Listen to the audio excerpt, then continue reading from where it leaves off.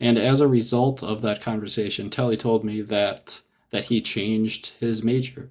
And the reason I'm talking to him is because that intrigues me. That excites me. And I want to know Yeah. everything there is to know about that. That's interesting to me.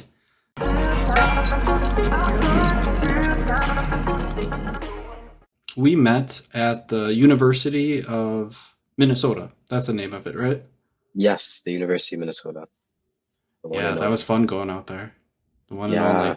So last time we spoke, I had to unfortunately cut you short and say let's put a pin in it, and now we're removing that pin.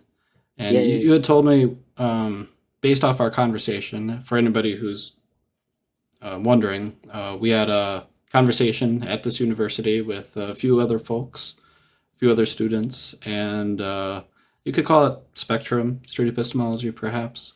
But that's what I titled it on YouTube.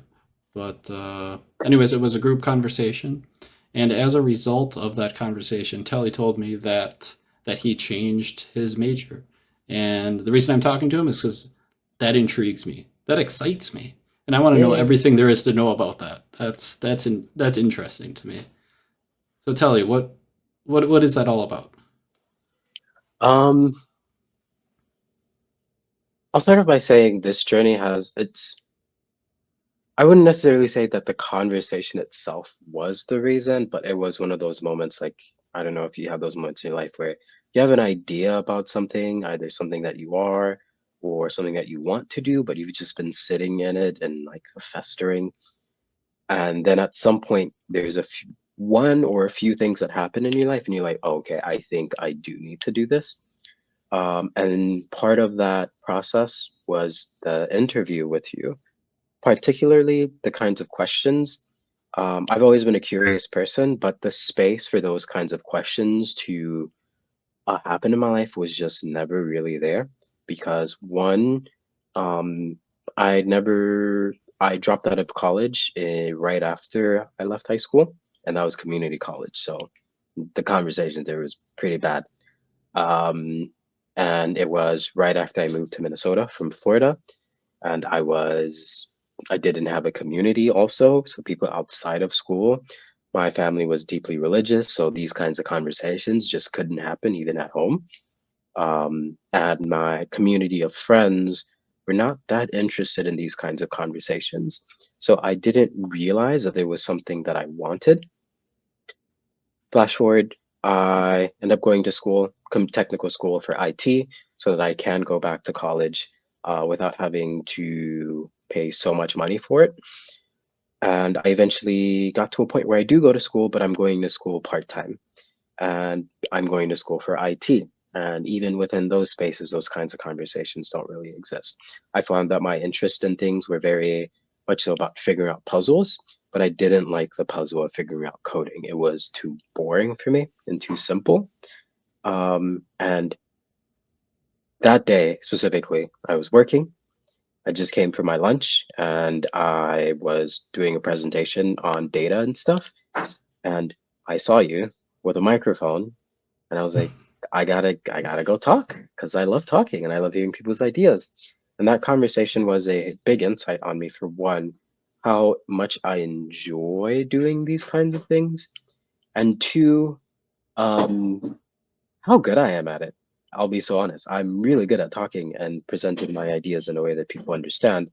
And for me to sit there and have a diverse group of people all be able to get a piece of what I was saying was a really big eye opener to what I wanted to do, which is talk to people, understand people, and tell people about people. And I don't think there's any other field that does that well, or that does that as well as psychology. So that was part of the inspiration. Wow. Okay. So if I'm hearing you correctly, like actually, I'm not sure if I did. I need a clarifier before I can active listen here. Mhm. Um, did you have psychology in mind prior to our conversation? No, but I knew that I loved talking to people. I knew I loved solving problems. I knew I loved people. I knew I loved humanity. I knew I loved research. But all of those things existed independent of themselves. Like in my free time, I would read research papers, not just about humans and the brain, but also about working out. Um, at my free time, I love spending time with my partners and talking to my friends and family about cool things that happen. Um, and in my work, I love solving puzzles and problems, but I didn't really think about bringing all of those things together. It just didn't come into my mind at all. It was just fine the way that it was. And up until that point, that was one of the first moments that I really brought all of those things together. Also, my want, and I love performing. I love being the main character. I love people talking about me. I love people being excited to spend time with me. It's so awesome. And to me, that conversation was like putting all of those things together because it was exciting. I think one example to really kind of sell my idea is that when you would ask questions and then you would be like, something, be like, oh, I need to think about that for a while. And then me going, no, I already know the answer. So exciting. I love competing also. So that was just bringing all of those things together, which is why it was such a big moment for me to be like, I think I probably need to do this for money. Hmm. Okay. I hope So that what I'm clarifies. hearing, I think so, yeah. So it's like you didn't have this idea of this career previously, but you knew about all these different things that you enjoyed, and then having this conversation had you realize or inspired you to put all these metaphorical puzzle pieces together and be like, Mhm. wow, this is the perfect combination for me. Yeah, exactly. And only taking psychology 1001, which is the intro psychology class, but I've already been having so much fun. I'm taking a class in genetics. I'm already having so much fun. And I'm taking chemistry and I'm having so much fun. This is the first time I'm doing school and it doesn't feel like work. So I think I found the thing that I want to do. But it might change in the future like everything else in my life that has. But I think this one might stick. Lovely. I'm more interested to learn about some of the specifics, if you know, um, some of the specific like questions or any of the specifics that really allowed you to put those metaphorical puzzle pieces together. Was there anything specifically that inspired you? Let me think.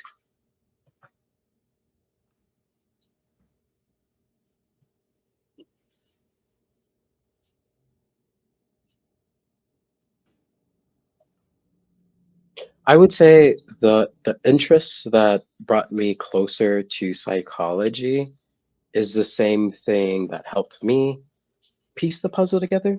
So, for example, my inquisitive sense of self, or my inquisitive natural nature, and my want for clear answers that are replicatable is the reason why I kept going through so many different things in my life to check and see if it was for me, right? That same thing that led me to psychology were the same questions that I was asking myself to tell myself if psychology is for me. I don't know if that makes sense. So, for example, questions of identity, like who am I, and going through life trying to find that. That same process by you answering those questions can be applied to a more specific aspect of your life. So if you ask yourself, who am I in terms of in the grandiose level of what my identity is, and you by way of intention find a way to answer that for yourself, and you find a system for being able to answer questions, it becomes easier to answer other questions that follow that same logical pattern of understanding yourself. So if I am able to know who I am as a person, like my identity, I could likely then assume that I would know what I want to eat for if you were to ask me at the time. Will I know in an hour from now? No, but I could build a system from that same related problem to also potentially predict what I would eat. Because if I'm more self-aware to know myself, then I could probably assume that I'm going to be more self-aware in comparison to other people to be able to know what I want in the future. I Okay. hope that makes more sense. I hope so. Let me see if I captured that right, because I don't know if I did. Okay. I'm kind of unsure on it. Um, so it sounds like something in our conversation allowed you to ask yourself questions about your identity to enable you to figure out if this path was something that might work for you. Yes. And also through my exploration of my own identity outside of that question of knowing I'm non-monogamous, that journey and my journey of finding the things that I want to do, even within that, being able to answer those questions helped me able to answer the question of, do I want to do psychology? Because at the end of the day, the pursuit towards self-awareness, which is knowing the self, it's rewarding and usually in every other aspect of your life, you know? Like you being able to work out not just doesn't just make your body look good, it also makes you better able to perform at every other task usually that is physically related. And it's kind of the same for solving problems in your life. If you are able to solve the problem of being able to have a career and be able to provide for yourself, it's very likely that giving a new problem, you're going to perform better than someone who hasn't done that um, on a probability, just on average. So it's kind of the same thing for that too. The more you know yourself, the more you're going to know what you want to do. I agree with that. Actually, in my kitchen right now, I have a sign that I made. I carved it out of wood with a little Dremel and stained it. And I'm probably going to butcher this, but in Latin it says temet nascere, and that means know thyself. And Mm, it's the plaque from in the Matrix when Neo goes over to the Oracle's house, and in mm. her kitchen it's above that, and she makes reference to it. But anyways, I do think see value in that, and I think that's something that's important. I agree with you. Yeah, I think it's the most important pursuit in everyone's life. I think it's definitely slept on. People should definitely be trying to find themselves more, for sure. Yeah. Okay. Hmm. What else can I ask you? Good question. um. Yeah. No. I mean, 13 minutes actually is still pretty good. That's a good amount of time. Um. I feel like there's more to be explored here. Some for some reason. Yes, there is. What kind of psychology? Yeah. Where am What I kind of going into? psychology? Where are you I, going? okay, good question. Um, I don't know. One, I'm definitely going to go more towards research than practice, because I want to solve problems that haven't been solved before. That sounds so much more difficult and challenging than just applying the literature, I guess. Um, but I have a particular goal in mind of what I want to try and solve or what I want to try and contribute to. Um, I don't know if we had this conversation, but about giftedness. I might have been with David. Okay, I think so. So basically, my entire life, I've been this person that I am genetically. And my entire life, I did not know that this was who I am in actuality. So when I would go and meet other people, the assumption was everyone is like me. And that already sets you up for failure, expecting everyone to be like you. Because in my life, the only people that I've had experience to is just deeply religious people and children who also don't know themselves. So the journey of finding myself in that environment is very difficult. And the value towards masking and pretending to be someone else was so strong that I thought that this was what life was supposed to be like. And you kind of hear um, that same story being told by a lot of neurodivergent people, where because they've been misdiagnosed at an early age, they just assume that there's something wrong with them and they need to hide or fix those parts of them. And for me, it was like that. My inquisitive nature was not valued, so I thought I shouldn't ask questions. It's a bad thing to do. I loved women particularly, and I loved the idea of dating more than one, but people told me that it was because I was selfish and because It's a bad thing to do. That's unfair. It's not practical. And in that environment of being deeply religious in South Florida, the idea of non-monogamy did not exist as a concept at all. So my entire life, I was this person, and my entire life, I've been told, both by me and everyone around me, that this isn't something that I should be. And once I moved to Minnesota, the the masking and the facade slowly started unraveling, and more of my true self started showing itself. So when I first moved here and I went to community college, even though I dropped out, even though I failed a lot of my classes, even though I skipped a lot of my classes, I really enjoyed being in there and learning. It was everything but the learning that was enjoyable to me. Going to class, sitting down, doing the homework, it was horrible. And because of that, I assumed maybe school wasn't for me. But I realized it wasn't school that was a problem, it was a kind of school. But because I was so willing to try it again, because I was like, I was at a different point in my life and everything else was completely out of whack. I can't say specifically it was because of the school was the reason why that I failed, or it was the reason is the thing that I didn't want. So I was like, let's try school again. I went to trade school and I loved it for everything except the learning. I love the social aspects of it because everyone in there was so ready to change their lives, and they were so tired of having their lives be the same, and they were ready to learn something new, something completely different. The people that are willing to make that decision and stick to it are usually going to be very cool people in some way, shape, or form. So socially, outside of the classes, it was really fun, but the quality of teachers and the quality of the education was not at the depth of which I wanted. So I loved everything except the learning. And I was like, wait, I think I might actually enjoy school. And I had this idea because I randomly perused the UMN website and found out about the Regent Scholarship and realized, oh, I can go to school for free if I just work there. So I ended up working there by chance because um, one of the people that worked at my trade school ended up working at the U later on. So I ended up reaching out to them and they suggested I applied and I got the position and I started going to school pretty much the very first semester. And I realized I loved learning and I loved the puzzles and I loved the challenge and I loved the community at the U.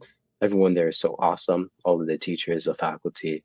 It's such a great system that actually really truly values learning.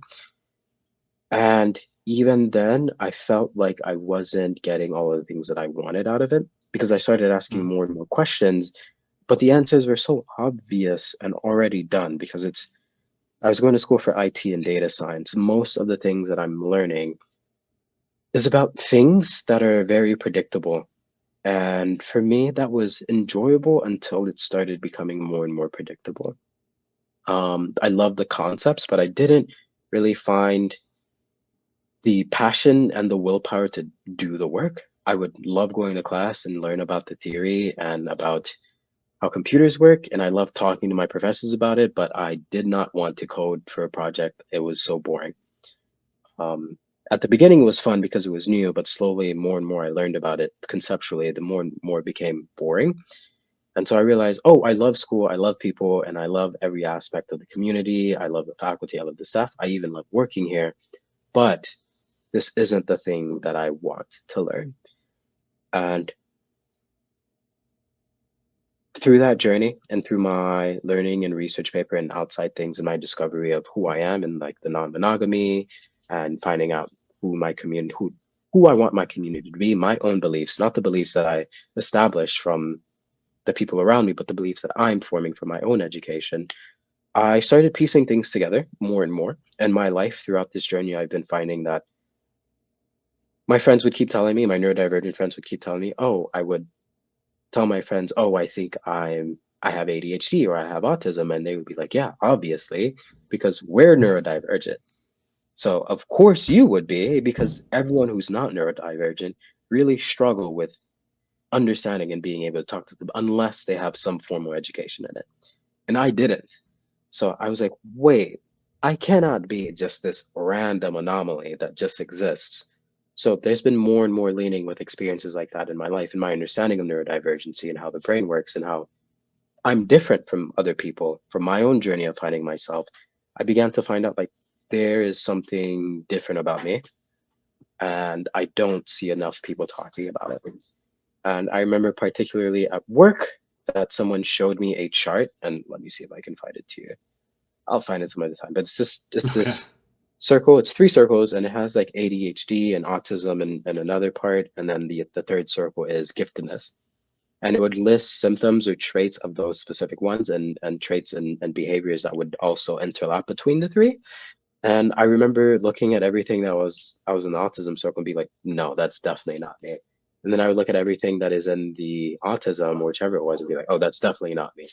And then I would read at everything that's in the gifted and be like, yeah, that's there. These are all things that I experienced to a great degree. And that started making me realize that this thing that I am might not be something that's been formally researched enough. And because of that specific thing, I want to contribute. This was a very long-winded answer to answer your question, but because of that journey specifically, that was the bow that really put everything together and really made me go, it needs to be psychology because this is the place now, not only do I want to be in, but the place that I feel like I can contribute the most.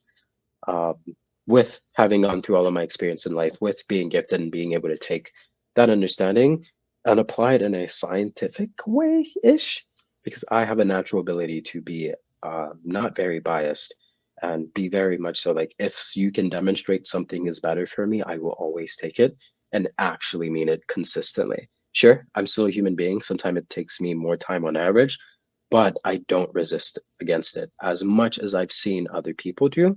So I have this idea of doing some form of case study or some form of observational research of people that are gifted and being able to classify it as a form of neurodivergency. Because I have a Hmm. high suspicion and hypothesis that this is a form of neurodivergency. And because it's not even being labeled as one, the same way, I don't know if you know about how ADHD affects women differently and how it's Hmm. one of the most underdiagnosed things in the entire world. But can you imagine just it not having a name or it not being labeled as neurodivergence? The damage that it does to people now because we don't know what it is for women for ADHD, it's bad. So can you imagine the damage it is for people when they don't even know that this is a form of neurodivergence? And that question alone and my life experience being a kind of a testament to that made me realize that I need to do something. And the best place for me to do it is psychology. And I can't be a psychologist and help people. I need to be helping people in a way in which I'm contributing to our future understanding of people in the world.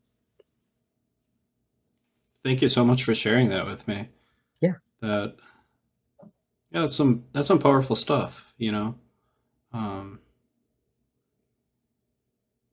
yeah. wow. Um, Yeah. I would say the thing that I want for everyone to understand from this, and for me too, as a reminder, it's I've literally dropped out of college maybe two or three times. I'm 26 and I'm in a psychology 101 class. And even then, this is the most I've been able to learn in my entire life. In that psychology class, I've taken harder classes. I've taken calculus, I've taken coding classes, I've taken computer program classes, taken data science classes. This psychology class and my genetics class and my chemistry. And by the way, I've taken chemistry like twice already, failed both of them. This has been the most I've been able to learn. This has been the most fun I've been having. And this has also been like the best that I've done. And I think that's purely because I'm not fighting against myself anymore. I'm letting myself be who I am. And that frees up so much bandwidth, dude. Oh my God. So I say this to say, like, it doesn't really necessarily matter what you end up doing. Um, but being able to do it in a way that you understand who you are in relation to that is so beneficial for success. I think it's probably one of the biggest parts besides natural talent. Um, and I think it's something that people don't spend enough time doing and practicing and trying, which is understanding themselves in an intentional way. And that's also something that I want to try and help with too. There are great people out there like Dr. K. I don't know if you've heard of Mm-hmm. them, Yeah, you have. Yeah. or yeah, that do such a great job at that. And I want to contribute to that also in my own unique way with people that are in my life, and people that want to listen. But I don't think I have the patience to talk to these people that are have such horrible ideas and are so mean and are so resistant to change. I view that as a game that I am not willing to play, and I give people that are willing to do that a big round of applause, like you being able to sit down and speak to this. Genuinely, cannot. I cannot. You saw how I handled the Warren conversation. It's like once I get to a Yeah. point where I feel like it won't work, it's just no. So people like you, people like Dr. K, and other people like that I think are so valuable because without them, I don't think I would have the space to feel so free to talk. So I do want to also mention that also. Yeah, we need to have different types of conversations. I can Mhm. have the ones that might go off the rails at any given moment. You can have the ones that may not go off the rails at any moment. Yeah, I mean, I I have like those my too, rails. but I like rails. Rails make me feel safe. yeah, that's fair. If you want to have rails, you can have rails. That's Yeah. quite all right. That's a boundary that you can set. Mm. Any other questions? Man, I don't think I do. I mean, I'm happy for you. I Thank am you. genuinely just like so thrilled that you found something that you enjoy, that you think you can make a difference in the world with. Um, and I'm just glad that I could inspire that, or at least be a portion of that inspiration. Like holy shit! Like, did I actually do something great in the world here? You did, You and know? honestly, you've probably been doing it for a very long time. It's just I'm probably one of the first people that just told you about it. I Perhaps. know for sure, based on the way that you ask your questions, that you have caused people to think about things. What they did with that information is up to them. But yeah, you did contribute. That moment in which they went, "Oh, am I am I saying something that is not me?" Just them now asking that question because in reality, they probably never asked themselves that before in their lives. So you being able to do that out of everyone that they've ever interacted with in their entire lives, that's already amazing enough. I always say your job as a communicator or someone that's trying to get an understanding of the world or suggest a way to view the world or suggest a method that might contribute to people's understanding, like the way that you do with epistemology. I think your job and all of our jobs is to just plant the seed. And after that, Mm. it's what the people do with that. You cannot control that. It's always up to them. Um, so what I do is I plant a seed. I look after a week and it's still not growing. I go, no, thank you. Let's go somewhere else. But there are some people that do generally take a longer time. So spaces like your space and what you have done, you probably will have no idea how much you have contributed to people because there are people that just watch and don't say anything. Sure, That's true. there's not that many, but think about it in terms of like in a room. You get maybe 100, 200 views on your videos on the streams. I don't know the metrics for it, but if you were to imagine those as being actual people, that's a lot of people. And the chances for you to influence that amount of people is pretty high. 100, 200 people, that's a congregation. Look at how influential those spaces are, you know? Are you So suggesting I should open a church? Church of Pierce? I'm like suggesting you open a cult. Oh, even worse. Okay. Uh, Yeah, so I would say you're doing a lot more than you actually think because people aren't going to tell you. And you're online, so you're not interacting with people in their day-to-day life, so you don't get to see it. The way that I I don't get practice the it is, feedback. yeah, you don't. Which is why I'm also so like I think it's really important to come to these spaces with such great people to tell them you are doing great and keep going. Um, upload more videos, upload more shorts. I promise you, it will pay off because you are doing something that most people can't.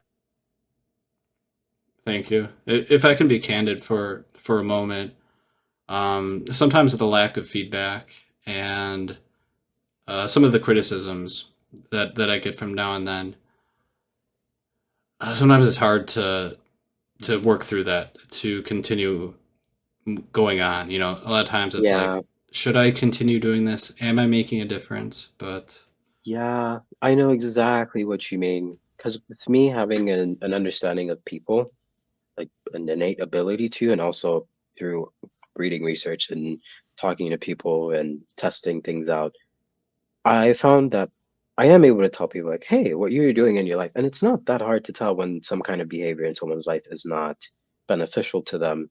It's just I found a way to speak to people. And for a large portion of my life in my personal relationships, that same thing happened where something would become a relationship would become bad. And the person's immediate reaction is always to say it's my fault in some way, shape, or form, either because I have multiple partners, either because I don't know, their friends don't understand me for some reason. And then just make going and thinking like, am I doing something wrong? Am I causing harm in this world? Which is why I really, really appreciate science because it's taught me to think about not only the quantity of data, but the quality of it.